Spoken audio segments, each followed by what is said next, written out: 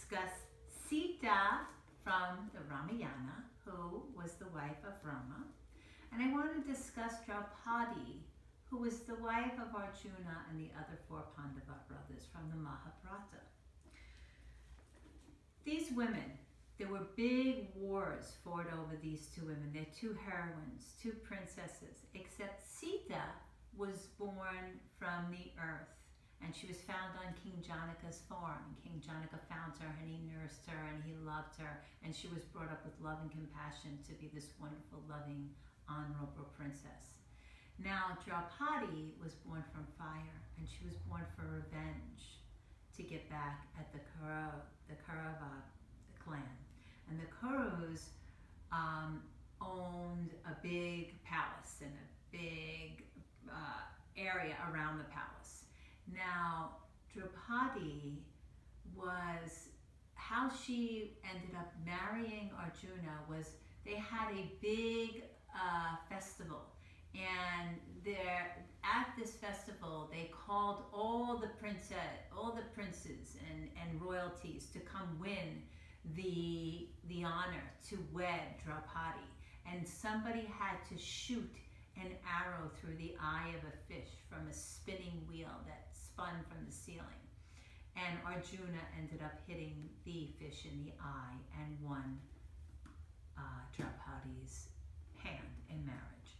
Now, Sita, Rama had to break a bow in order to win Sita's hand in marriage. And that's how Sita ended up to be the wife of Rama. Okay, so this is before the war began. So what happened was, at one point, Rama and his brother made fun of Ravana's sister. And Ravana, the evil king, swore revenge. And one day, Sita was captured by King Ravana. And he held her in exile for a long period of time and swore he would make her his wife. But Sita remained steadfast to her husband and swore she would never become his wife, and she knew Rama would come and save her. Draupadi, on the other hand, when she became Arjuna's wife, went home with Arjuna and his four brothers, and as they were at the front of the house, the mother Kunti was inside. And they said, "Mom, Mother, we brought home this amazing, amazing gift there's no money that will put a price on the gift that we brought home." And without looking outside, the mother Kunti said, "Split it amongst all of you." And they all stood outside like aghast, because anything the mother said, they had to listen to. So Draupadi became the wife of 5 gentlemen. They had to share her. So she became a stain on society. They didn't see her any longer as a princess or as a queen. She became marked as somebody who was not really chaste, because she had 5 husbands. And in the Ramayana, Sita, when she was captured by King Ravana for so long, waiting for Rama to save her, they were unsure of what King Ravana did with Sita and if he ever got his way with her. Well, when she became saved, Sita had to walk on fire to prove that she was always very loyal to her husband. So she did, and she proved that she never cheated on her husband. But Rama was so concerned about what the people thought of him that he couldn't bear to have all the kingdoms and all the neighbors think that his wife was unloyal to him. So he sent her away with her 2 children, and she was sent away to the forest, where she lived with the 2 boys until she passed on. But the 2 boys ended up getting the palace of Rama later on. Where Draupadi, her children was sent to live with Krishna, while Draupadi and the Pandava brothers were sent away for 12 years in the forest, and they're 1 year in exile. So Draupadi was not a mother to her children and was never able to care for them. Draupadi also never had neither one of them ever had a mother figure really present in their life.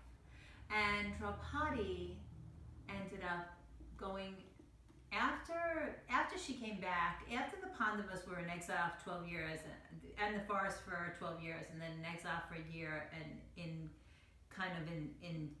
costume that nobody was allowed to know where they were before they came back to the palace. She was also somebody tried to get her hand in marriage, and they had to fight off this gentleman as well. But what happened with her is that after they lived at the palace, they all went away to when they were getting older, to kind of walk the Himalayas.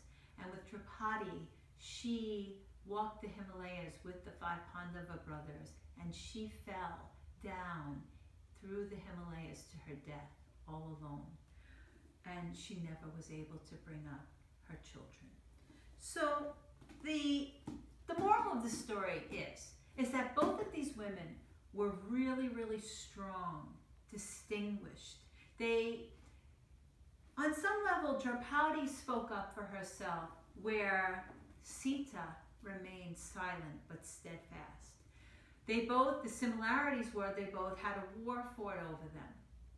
The other similarities were that they both stayed true to who they were throughout all of the indifferences, throughout all of the nonsense, through the men calling them names and people calling them names. They stayed true to who they were.